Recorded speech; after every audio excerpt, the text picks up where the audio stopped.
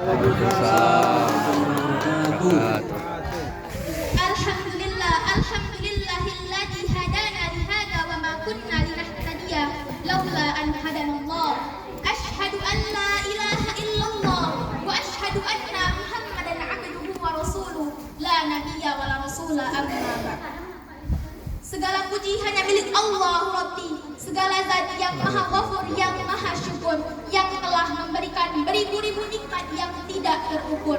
Nikmat iman, nikmat Islam, sampai nikmat sehat walafiat, sehingga kita bisa berkumpul di tempat yang insya Allah diberkahi Allah Subhanahu wa Ta'ala. Seandainya lautan di muka bumi ini Allah jadikan sebagai tinta, lalu pepohonan-pepohonan Allah jadikan sebagai pena, dan dedaunan Allah jadikan sebagai kertas, niscaya ia tidak akan cukup untuk menuliskan nikmat-nikmat yang telah Allah berikan kepada kita. Salawat beserta salam semoga tercurah limpahkan kepada Nabi akhirul zaman, seorang Nabi yang lahirnya saja membuat goncang alam semesta, membuat heboh para malaikat Allah Subhanahu wa Ta'ala, dan kalau bukan karenanya tidak Allah ciptakan alam semesta ini. Siapakah dia? Tidak lain dan tidak bukan, yaitu Nabi Muhammad sallallahu alaihi wasallam. Semoga keluarganya, sahabatnya, dan kita selaku umatnya yang mengikuti sunnah-sunnahnya semoga mendapatkan syafaatnya. Yang saya hormati bapak-bapak dewan juri, yang saya hormati bapak-bapak dan ibu-ibu yang turut hadir pada acara ini, serta teman-teman seperjuangan yang dirahmati Allah Subhanahu wa Ta'ala. Pada kesempatan yang berbahagia ini, izinkan saya menyampaikan pidato yang berjudul Merawat Kerukunan Umat Beragama Menuju Indonesia Emas.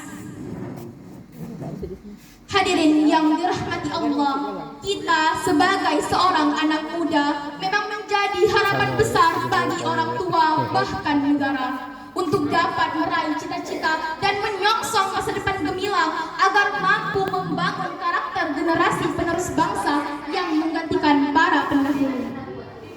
Karena kemajuan suatu negara ditentukan oleh kualitas anak muda sebagai penerus bangsa. Dan salah satu modal untuk memperjuangkan masa depan adalah memiliki karakter dan mental yang baik. Kita sebagai generasi penerus bangsa dan agama harus memiliki karakter seorang pejuang, karakter seorang pemimpin, karakter seorang alim. Karena umat ini tidak akan maju tanpa orang-orang yang memiliki jati diri dengan karakter yang kuat dan memegang teguh ajaran Islam. Namun di era yang semakin maju ini, banyak anak-anak muda dan remaja yang kehilangan karakter dan jati dirinya, yang merusak moral dan akhlaknya, yang hancur mental dan jiwanya. Sehingga tak jarang kita lihat kekerasan, kriminalitas, dan tindak asusila oleh para remaja, bahkan anak di bawah umur. Sudah menjadi berita hangat yang kita konsumsi sehari-hari. Bahkan anak-anak sekolah yang seharusnya sibuk dengan pendidikan, meraih prestasi, dan mempersiapkan masa depan terlalaikan oleh gadget, konten-konten serta tren-tren yang jauh dari kata edukasi dan menginspirasi. Justru tren tersebut malah merusak moral, karakter, dan mental anak tersebut. Para penuntut ilmu yang seharusnya menjadi panutan dalam perkataan dan perbuatan pun juga tak terlepas dari pengaruh buruk tersebut.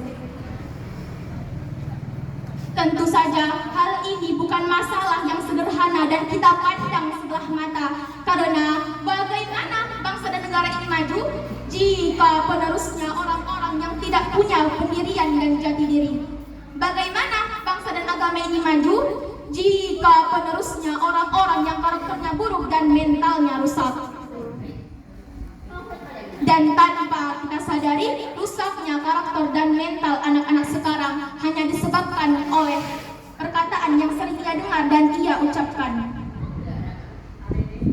Kita lihat bagaimana seorang Muhammad Al-Fatih mampu menaklukkan benteng Konstantinopel yang gagah dengan kata-katanya.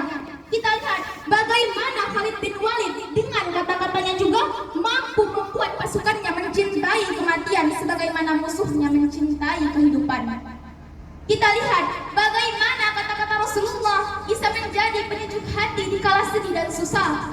Kita lihat bagaimana bahasa cinta Allah dalam Al-Quran menjadi obat dari segala penyakit hidia menuju kebahagiaan.